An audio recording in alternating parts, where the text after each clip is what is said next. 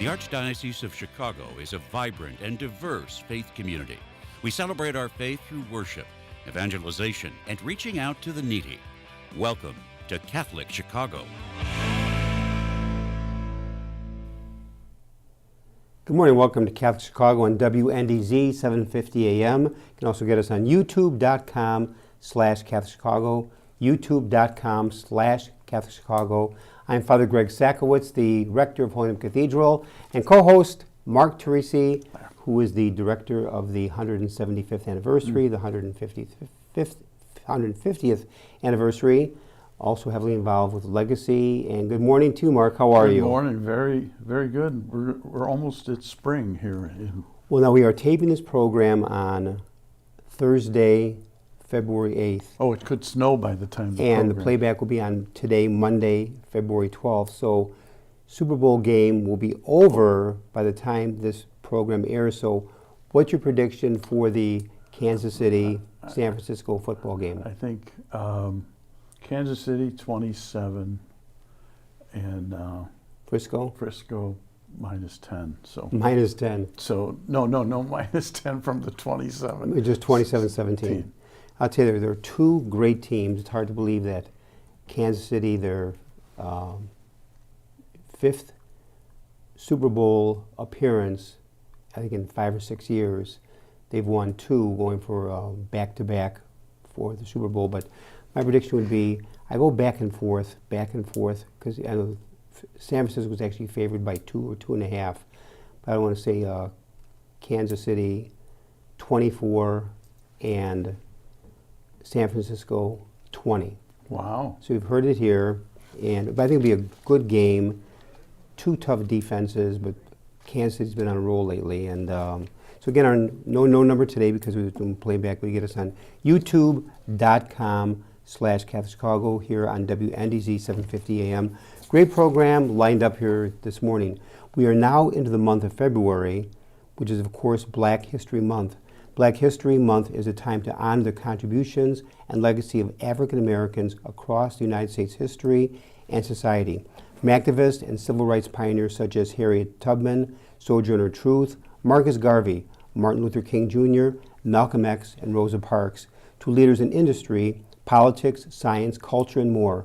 According to History.com, the Black History Month 2024 theme, African Americans and the Arts, explores the key influence that African Americans have had in the fields of visual and performing arts, literature, fashion, folklore, language, film, music, architecture, culinary, and other forms of cultural expression.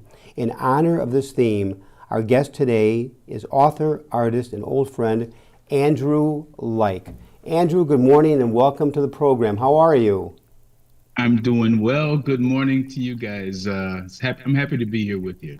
And by the way, I love the new set there. My goodness. Isn't it beautiful? Well, thanks to Michael and Brian and Clint and the entire team and Vince. The TV studio, this is state of the art. Yeah. It is beautiful. They've done a phenomenal job because it's been a while since you've been on the program, because I know Andrew, back in 2015, you had some serious health issues. Talk about that for a moment.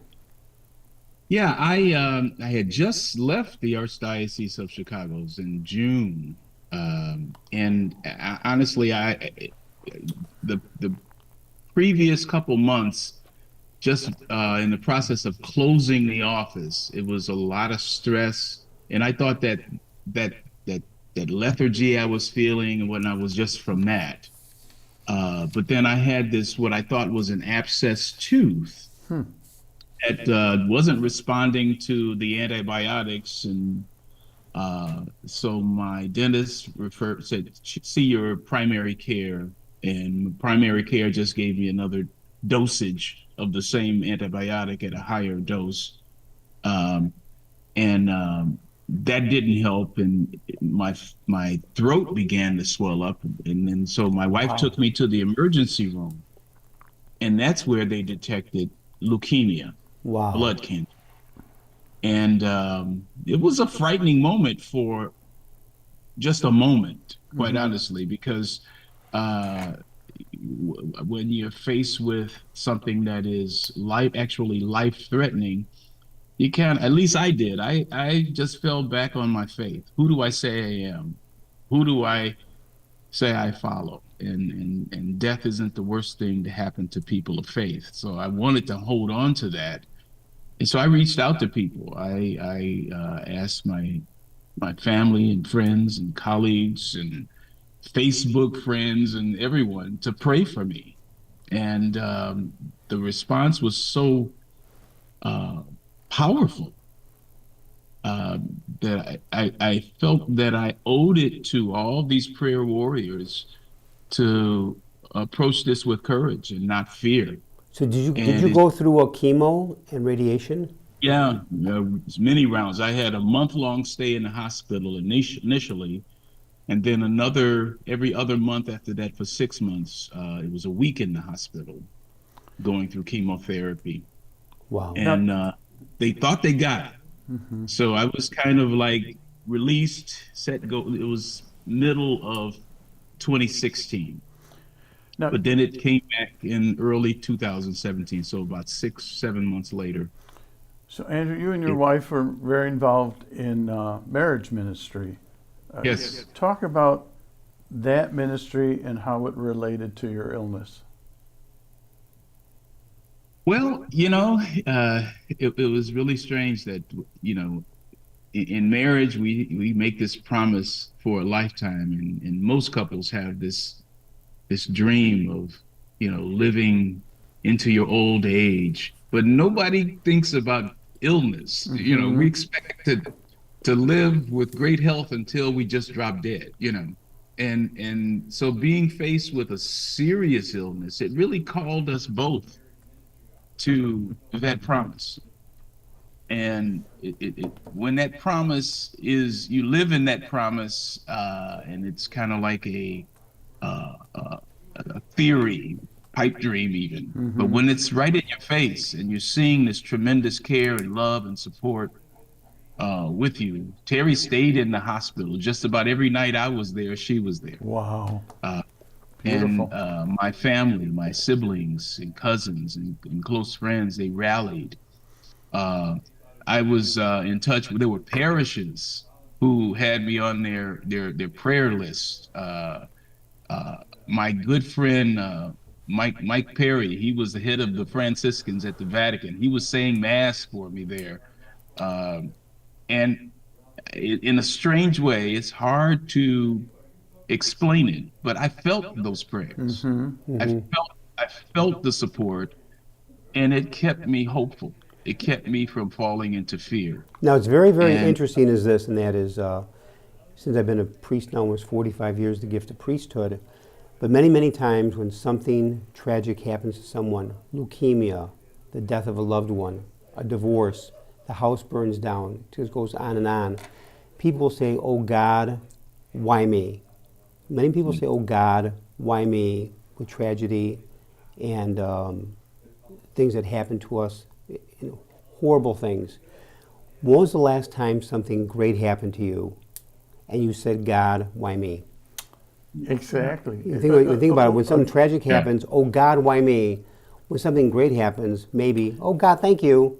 Why do we say, we never say, God, why me, when something great happens? Well, and it's interesting because, Andrew, I can identify with your illness because some years back I had a life-threatening illness. In fact, Greg even anointed me at the hospital.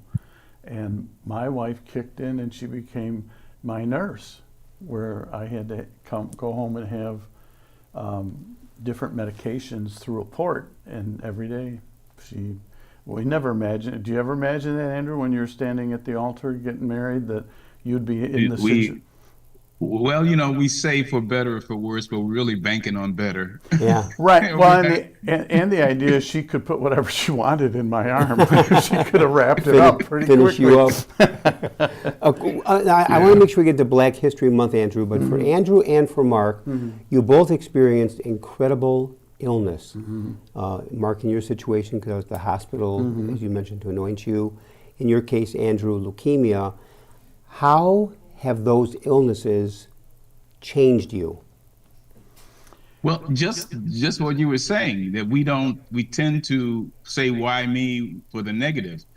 Since I have recovered, and especially in the last 4 years, I've just gone through this amazing rebound. My health is super right now. I'm a cyclist. I go out and ride That's great. 20 miles, 25 miles on the bike and things like that. Wow. But every day I ask God, why me, for these blessings, for this wonderful life that I have, and for that realization of the love that's around me. To know with such evidence that I am loved is so powerful. And so, I think it's also a reflection that even though I was working for the church and trying to be a follower of Christ, I was a bit naive before. Right now, I feel like I've matured in my faith, and that's what cancer did. How about for you, Mark?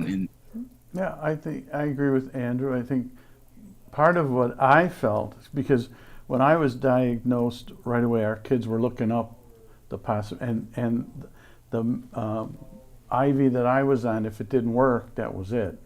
They knew that. I didn't know that. But I felt held. I didn't feel abandoned. I just felt held. And I don't know if it changed me, but it put a lens on everything, all the blessings. Yeah. In my, we had 7 grandkids after that, and I see them very differently than, because I would see them maybe if I went to heaven, but Right. I wouldn't. I didn't have the interaction. So I agree with Andrew. I think it gives you an attitude of gratitude. An attitude of gratitude. We're going to. I realize this first segment we didn't talk much about Black History Month. So Mark, take us to break. When we come back, we'll get into our topic for the program. Beautiful. WNDZ 750 AM, Catholic Chicago. You go to youtube.com/Catholic Chicago. We're with Andrew Lyke. We're going to be talking about African Americans and the arts, his take on not only what he's written, but what he's lived throughout his life. We'll be back in a few minutes. Please.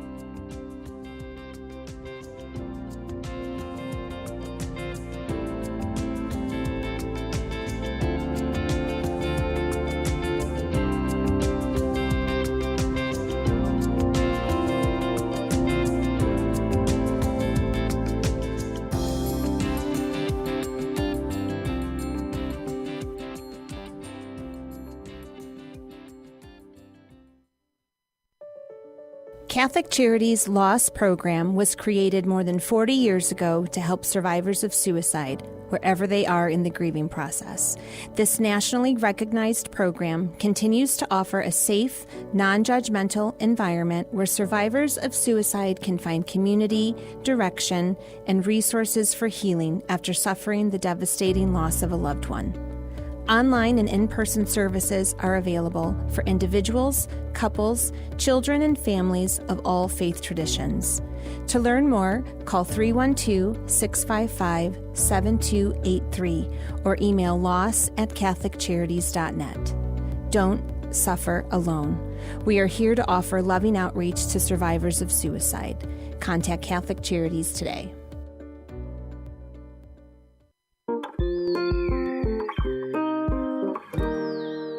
I can't imagine myself going into any other school.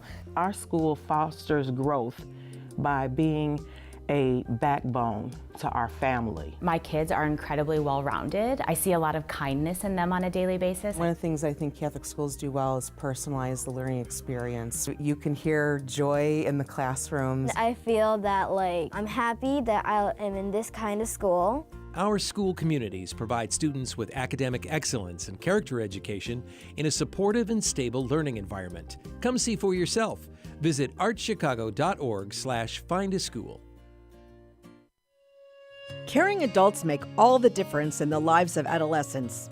Catholic Charities understands this, and our mentorship programs provide a free opportunity for young adults to spend time with volunteers who genuinely care about them.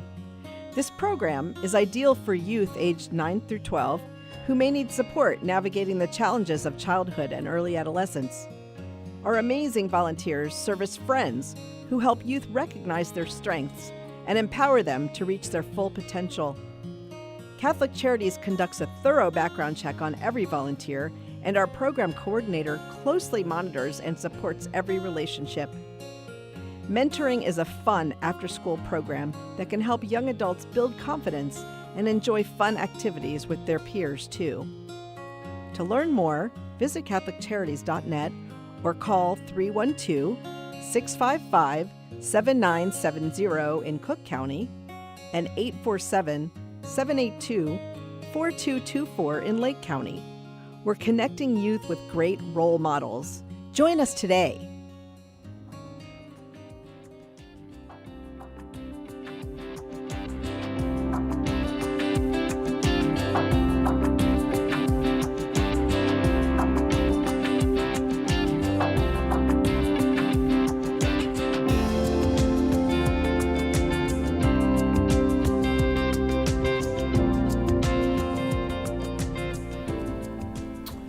We're back at WNDZ 750 AM Catholic Chicago. You can go to youtube.com/Catholic Chicago. Father Greg Sakowitz, Mark Tracy here with Andrew Lyke. Andrew, we're talking about the Black cultural experience, African Americans in the arts. Growing up, I remember I had Italian grandma, Polish grandma. At Christmas Eve, we'd go to both, experience those cultures. When you were growing up, what did you experience in terms of African American culture?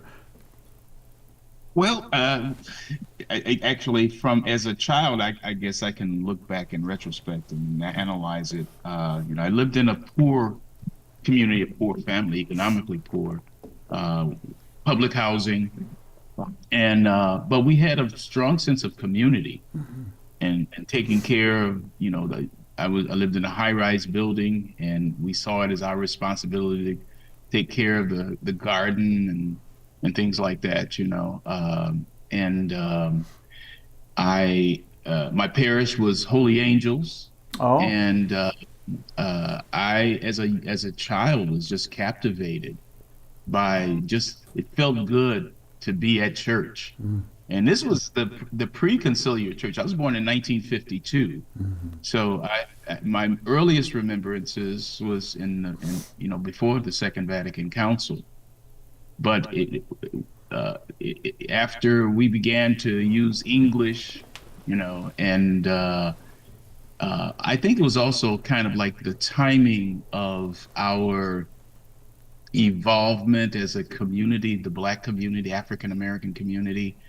There was a time of civil rights, and a realization that happened in the late 60s.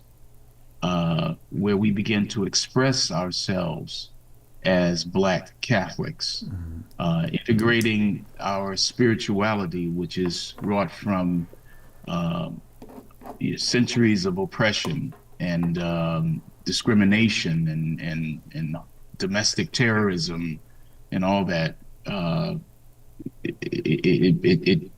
Our spirituality was one where we easily lamented to God. Talk about why me, but it became our dependence on God, and it's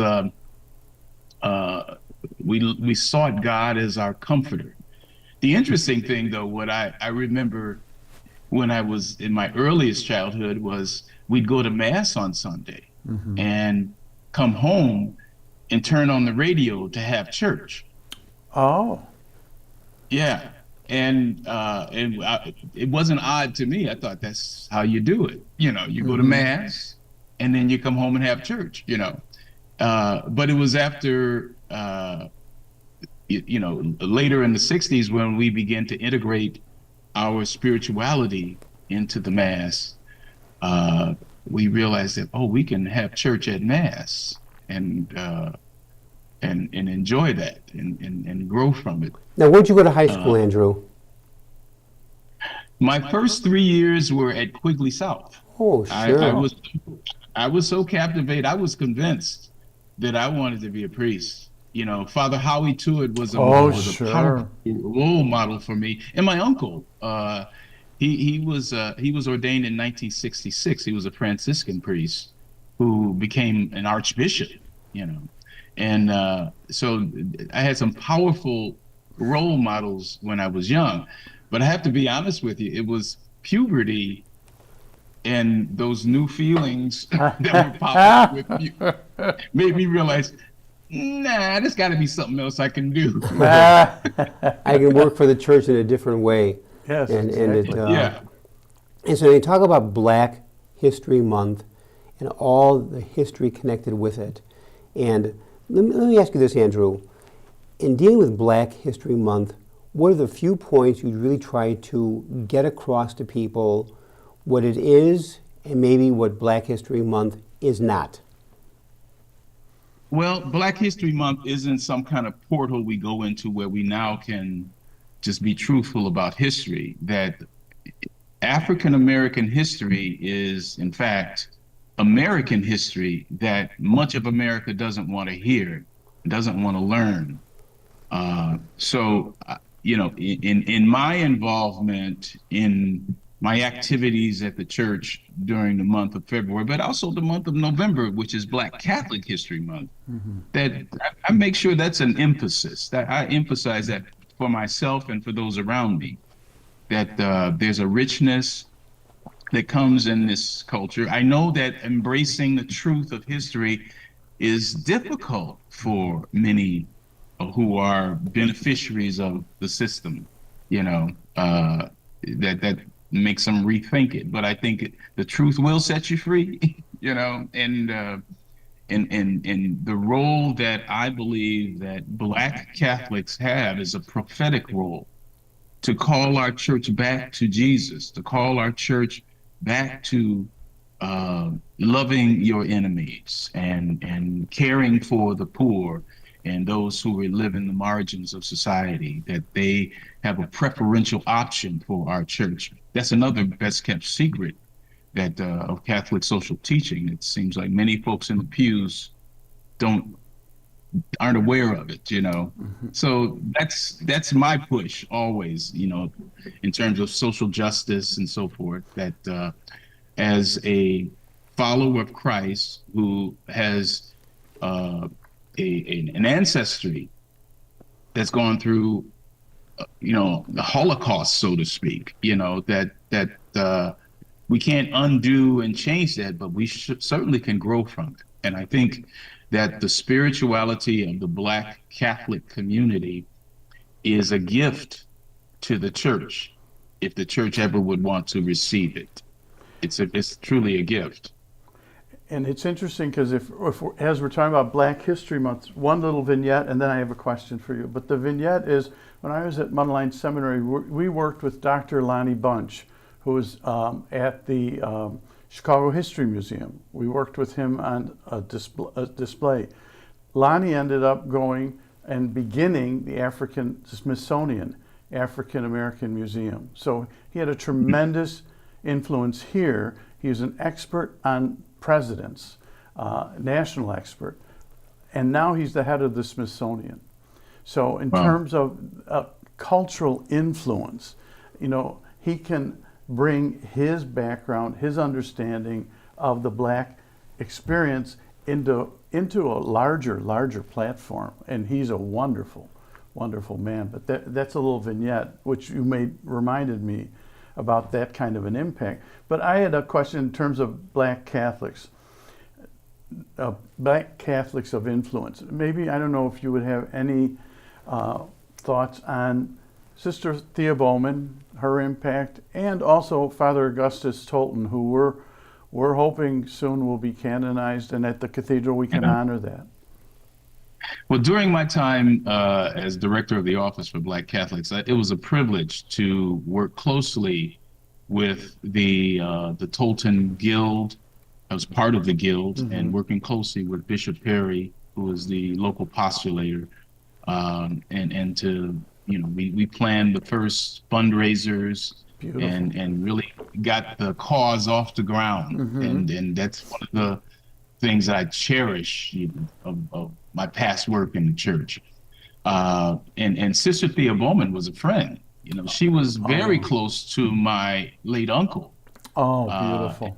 Through him, we were close to her. Mm-hmm. As a matter of fact, she was very instrumental in the marriage ministry work that my wife Terry and I got into, and I think of her often. That her concern and her loving advice she gave us in stepping out and leading in this ministry at a time when we were ready to give it up. Andrew, was your uncle Archbishop Lyke from Atlanta? Yes. He was auxiliary bishop in Cleveland from 79 to 89. Then he went to Atlanta as the administrator after Bishop Marino resigned, and then was made archbishop. But he died like a year and a half afterwards. He had lung cancer. So when he died, how old was he when he died? I'm sorry, I didn't hear you. How old was he when he died? 53. 53. Wow. Now, would that be that be your father's brother? My father's youngest brother. Yeah. Wow. Yeah. At 53, because I remember the name so well. Never realized the correlation. That would be your uncle. That's amazing. Now, his involvement in the church, how did it impact you? Oh, tremendously. He was my pen pal while he was a seminarian. I was a young kid. Wow. When he was ordained, I was his altar server, that we went around the Midwest doing these first masses and things like that. He was is a huge influence on my life. And in my call to work in and with and for and sometimes around the church is very much influenced by his commitment and his love for the church. As a matter of fact, my family is Catholic because of him. He was, as a young child, he was a student at St. George down there on 39th Street. Oh, sure. And he decided he wanted to become Catholic.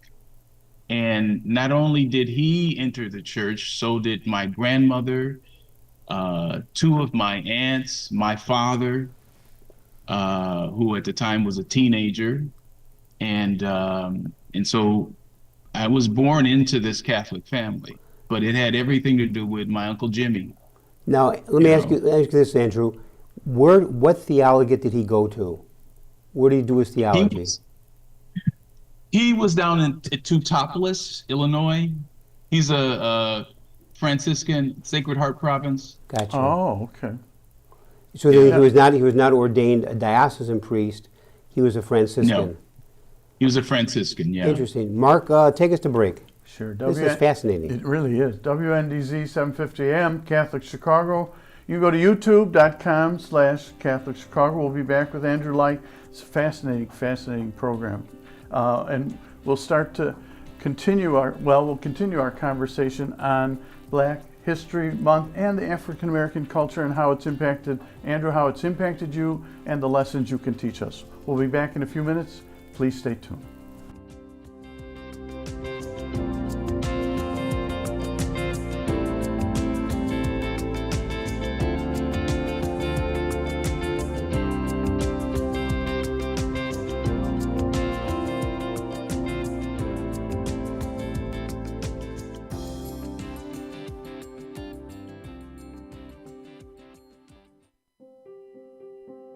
For more than 20 years, Catholic Charities Adult Protective Services has been advocating for seniors who are the victims of abuse, neglect, confinement, or financial exploitation.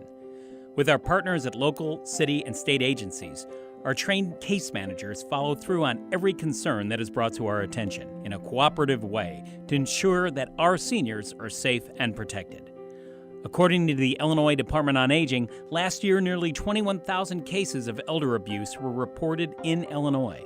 Of these, only 5% were reported by seniors themselves. So raising awareness is an important part of this issue. If you are concerned about a senior you know, call 800-252-8966. That's 800-252-8966. With your help, we can stop elder abuse and look out for the seniors in our lives.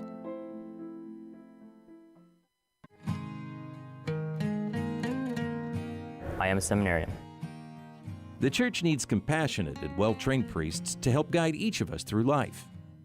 What inspires me, what draws me always to the priesthood is continue to see priests be a beacon of hope for other people. You can play a part in the education of these young men as they prepare for a life of service to others. I want to be that beacon of hope too, and it sets my heart on fire. To support our seminarians, make your gift at archchicago.org/seminarian fund or call 312-534-7959. The cemetery ministry is a core ministry of our Catholic faith tied to the corporal works of mercy. It's comforting to know that our Catholic cemeteries are caring for the remains of our loved ones awaiting the resurrection. There are 44 Archdiocese of Chicago Catholic cemeteries willing to help you in your time of loss. Call 708-449-6100 or visit CatholicCemeteriesChicago.org. Catholic Cemeteries, serving the Catholic community since 1837. You're listening to Catholic Chicago. Ahead, the Archdiocese of Chicago brings you programs about the people, events, and issues that touch our lives. Thanks for letting us be part of your morning. Now again, Catholic Chicago.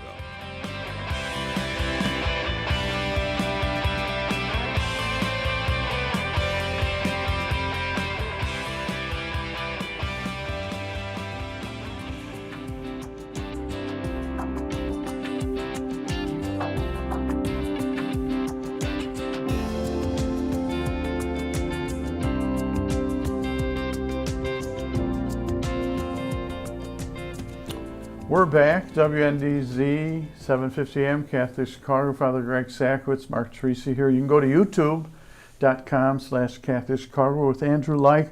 Tremendous gift to our Archdiocese. He's retired now, which just means he's doing a lot of other things besides what he always has done. When we had talked before the program, you had said one of the things you'd like to talk about is the Catholic anti-racist activism. So as you hear that topic, what do you need to tell our listeners and viewers? Well, I was part of the Dwell in My Love anti-racism team for the Archdiocese. We were a task force, and we conducted those workshops and did a lot of work out in parishes and so forth. And that was a time when we had to be very, very careful how we said things because we didn't want to upset people. The amazing thing, though, that has happened since in the last few years, particularly during the pandemic, and when we witnessed that online lynching of George Floyd, and in the news there were figures like Breonna Taylor and others that were just the kind of violence wrought on Black people is something that we get used to, but now the nation somehow is awakening to it, you know, and it's time for us to as Catholics, to be in the front line of fighting that kind of discrimination and placement of this embedded underclass that Black people have served in this country for way too long, and it is our church that should be leading that charge. But the church is human and made up of humans and with humans as leaders.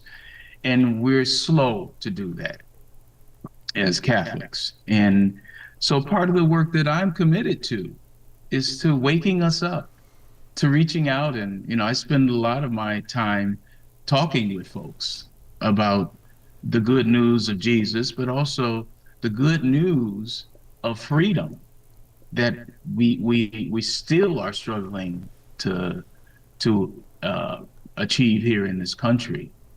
Full citizenship. I recognize for myself that being born Black, I was born automatically criminalized and suspect. Wow. And that's just one of those realities you learn to adjust to. You learn how to talk to the police in such a way that you won't be another statistic, you know.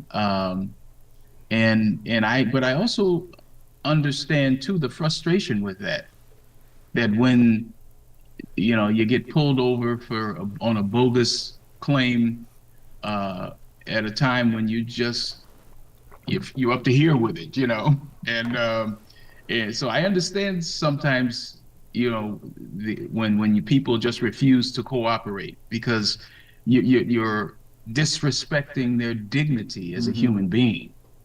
And we need compassion and empathy from our church, not questions, not disbelief, or seeing or coming to an opinion that, you know, what do you people want? What more do you want? You know, it says, no, we want freedom.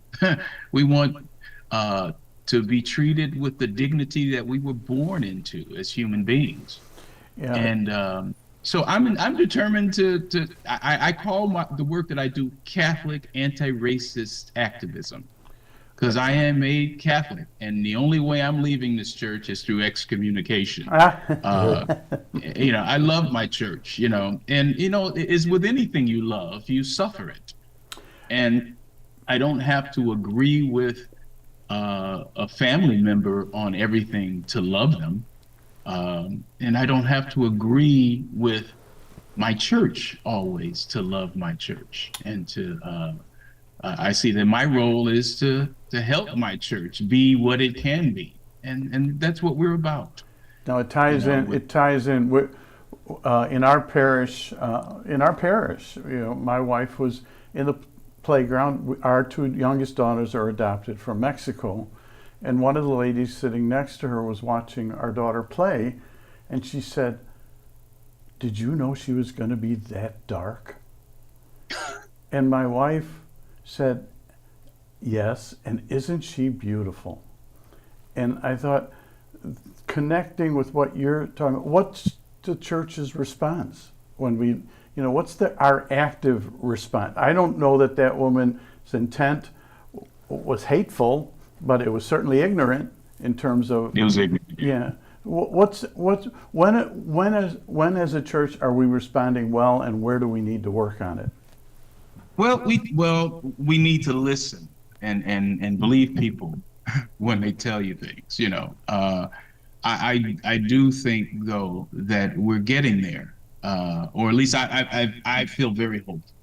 It's in the last few years, you know, even before I came to work for the Archdiocese and was part of the anti-racism task force, I was doing anti-racism work, you know, in the parishes in the south suburbs where I live, and it was just a personal quest of mine.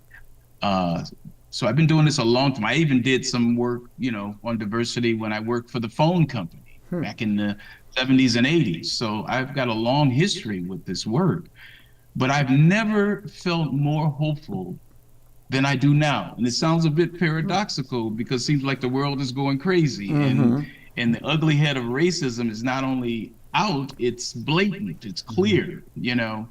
But I feel so much hope because of the increase, the rapid increase of allies who want to hear the good news, who invite me to come and speak. And when I come and speak, I don't pull the punches. I'm not careful not to disturb people. In fact, I see my role is to disturb people and to wake them up out of their slumber.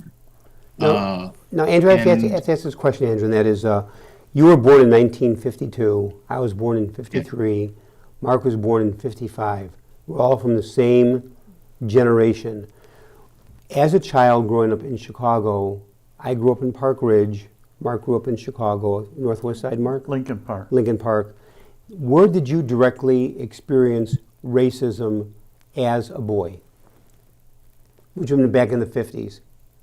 Well, field trips with the school, things like that. But it really became real for me when I came to Quigley South. It was daily microaggressions I had to deal with. Wow. Not just from the students, just from students, but faculty, administration as well. Can you elaborate on that? It was a time bit? of confusion for me, quite honestly. Now, were there many black seminarians at Quigley South with you, or were you a minority? We were definitely a minority, but out of 900, less than 1,000 students, there were probably 50 black students. Now you spent 3 years. You spent 3 years at Quigley South, so yeah. Every day was hurtful for you in some way. It was a very well. Think about this now. It seems that we don't want to remember this, but the name of our school team was the Rebels, and our insignia was the Confederate flag. Oh my God, I didn't know that. Yes. We changed. It was while I was there, we had it changed. We had an all-school assembly where the black students really made our case. We made our case, and it was decided that they changed the name of the school team, and they dedicated a section of the library to books by, about, and for African Americans. And we got a Black history class there too. Mm-hmm. So I'm not here to vilify. No. I mean, we responded to it. I take pride in being part of that. I witnessed that kind of response when we stand up and challenge it. We had formed the United Black Seminarians while I was there. It had to be underground at first because it wasn't welcome, but after a year, it was welcomed as a school organization. So yeah, we had to deal with it every day. But it was one of those things that and this was the attitude of leadership, my family, my mentors all said, this is what you got to get used to. No, it's very interesting. If you're gonna make it, if you're gonna be a priest, you better, get used to that and not make it an issue. Right. You were a class of 1970, not a graduate of Quigley South. I was 71. Mark was Quigley North, class of 73. So then you are a product of the late 60s with that high school experience. So on that note, Mark, take us to break. Sure. WNDZ 750 AM, Catholic Chicago. You go to youtube.com/Catholic Chicago. When we come back, let's talk about the cultural impact of the Black experience. One of my dear friends in high school was John Lorenz, who was a musician. He played professionally, Mr. Kelly's, but I had gone to some plays that he was involved in the Black community, and it was an interesting perspective on my end to be the only white person in the audience, but how I was welcomed and how I was treated. So let's talk about, I saw the impact of his music. Let's talk about the cultural impact when we come back. Sure.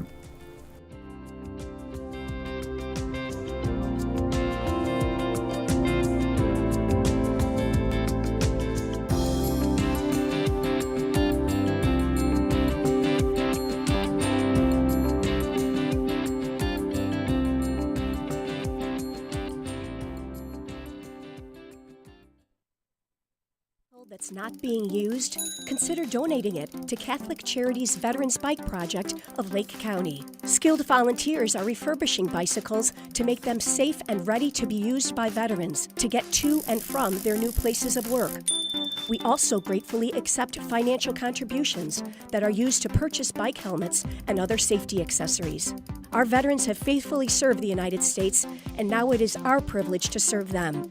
For more information on the Veterans Bike Project of Lake County, call 847-782 4219.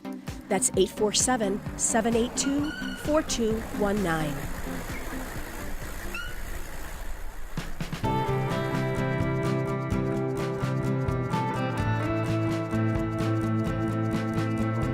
This is year 44 for me teaching. When I started here, there were teachers here that had taught me when I was a student. Now I'm the old person.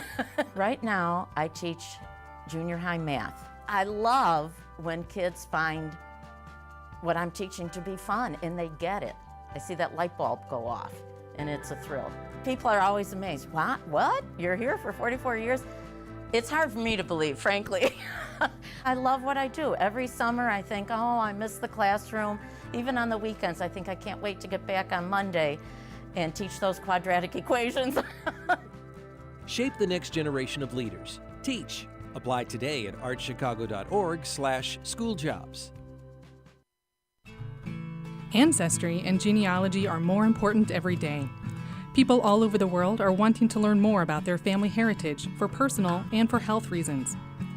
At Catholic Charities, we are hearing from adults who lived for a brief time at St. Vincent's Orphanage, the wonderful life-affirming agency that operated out of our headquarters for 91 years, serving thousands of women, children, and families until it closed in 1972.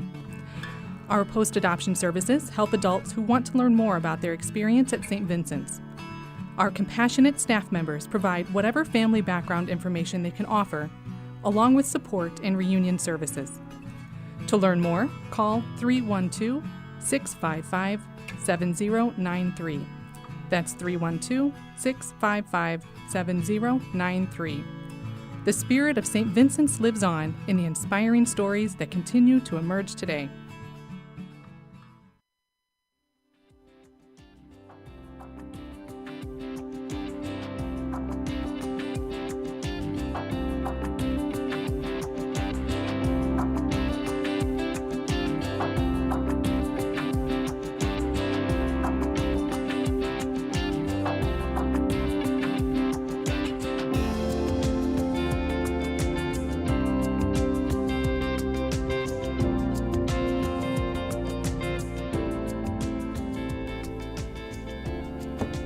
We're back, WNDZ, 750 AM, Catholic Chicago. Father Greg Sakowicz, Mark Teresi here.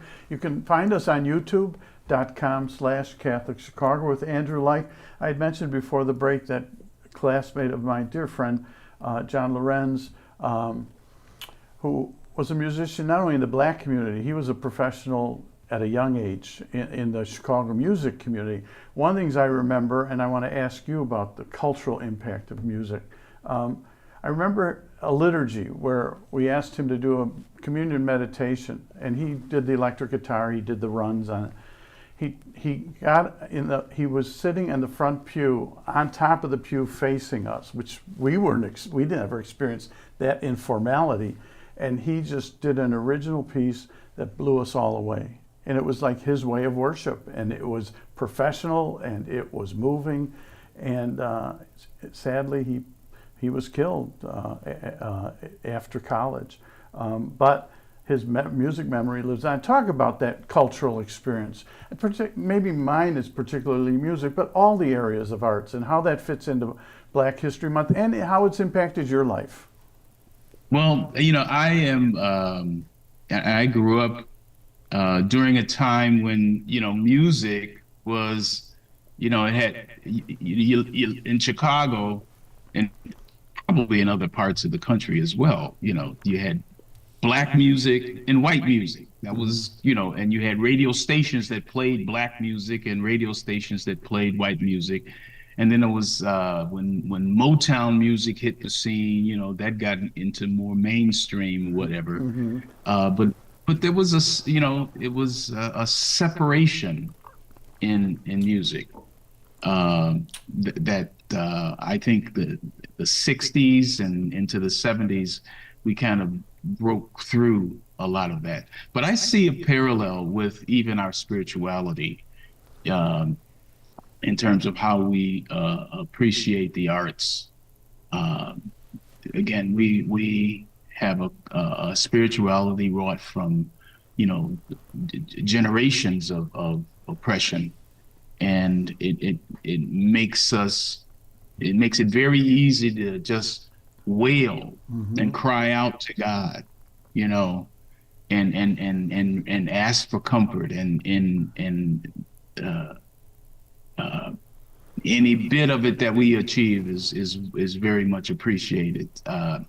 I think when we become so wealthy that all we can do is thank God, you know, but not cry out to God. I say, you know, even when you yell at God, it's prayer, you know. But it gives us a full and robust spirituality that I treasure it.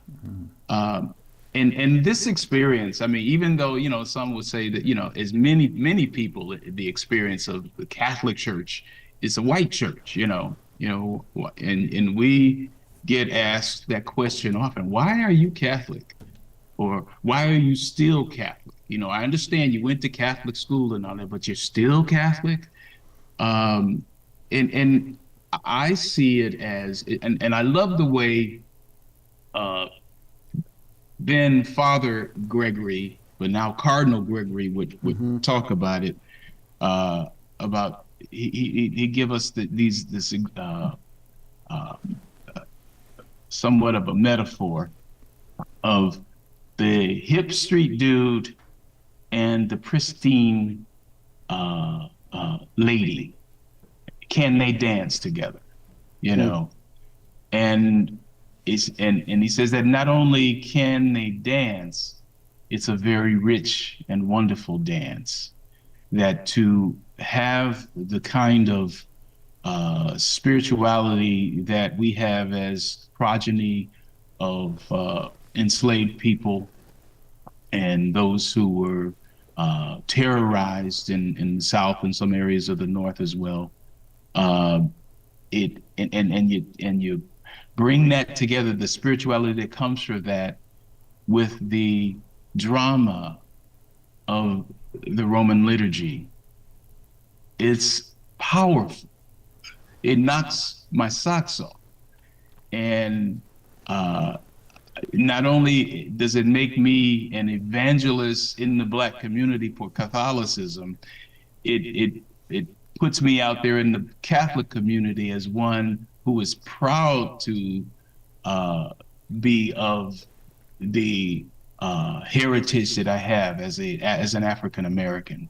Now, Andrew, let me ask you this, Andrew, and that is, what has kept you a Catholic? You know, I tried to leave.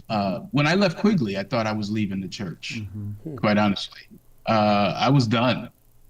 And it was, you know, I even, when Terry and I married, we did not marry in the church.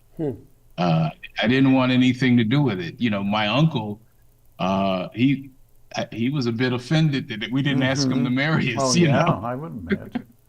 And but it was the early years of marriage that had us struggling, and we were very young. I was just 22, and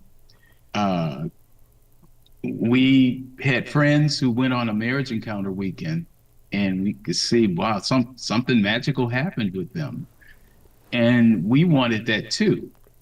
I wasn't all that interested in religion and all this stuff, you know, but, you know, let's see what we can get. And that whole marriage encounter experience, we became part of a marriage encounter community out where we lived in the Joliet area. It really saved us. It brought us back to church. And for the first time, I really began to understand that sacrament of marriage and what that promise meant. It was a conversion experience, and that's what brought us back. And don't you think music, in many ways, culturally, is a bridge? For instance, I don't know if you're familiar with the Triads. They sang out of Marillac House, 3 Black women. They did beautiful. They'd go around to different churches. Well, anyway, they came to our church. We were going to someone's house. I gave them a ride in the back seat with my not even fiance wife yet.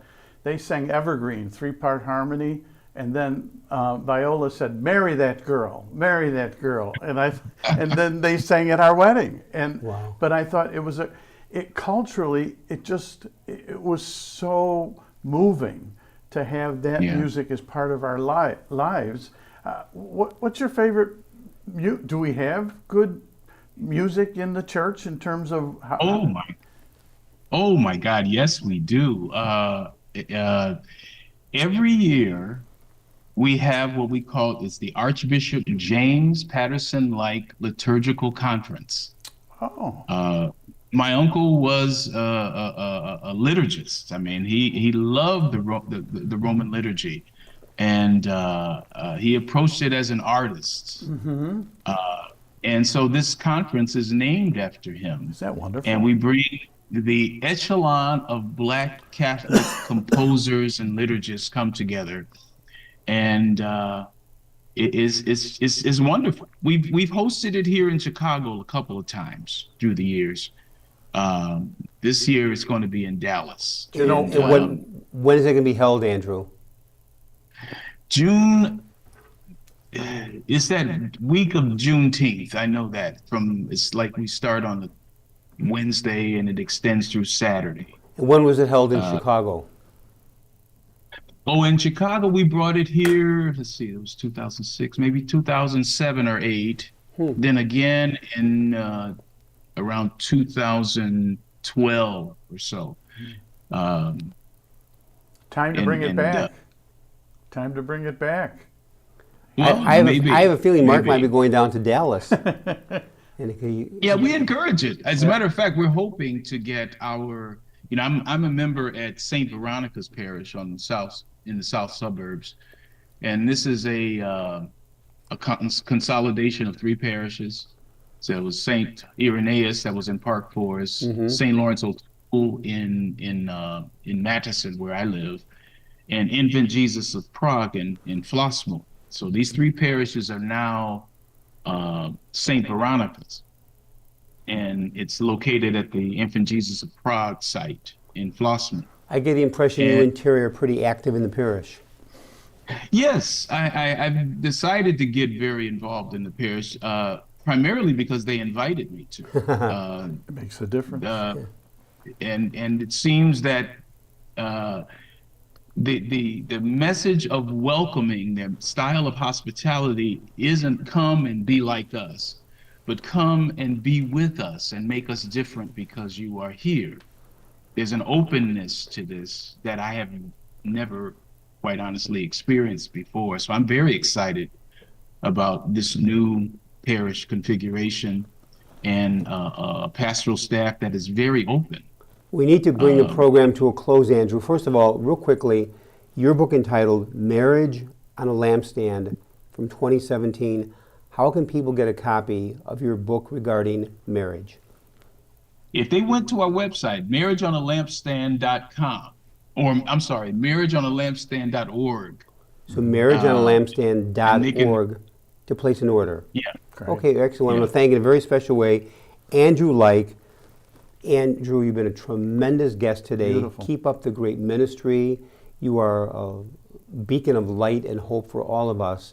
Special thanks to co-host Mark Teresi. Thank you. To our producers and engineers, Michael May, Clint Cottrell, Brian Hockey at Brock. To all the listeners, may God bless all of you.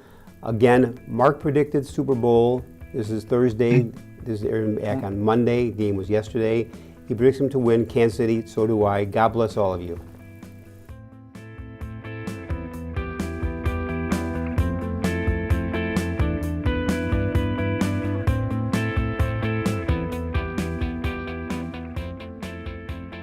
Join us every Monday through Friday at this time for Catholic Chicago.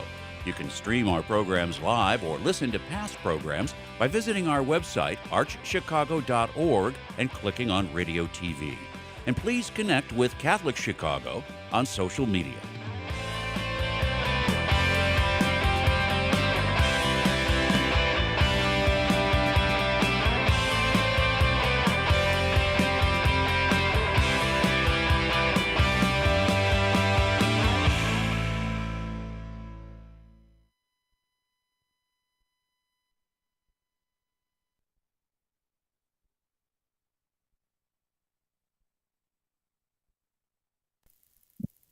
Take care.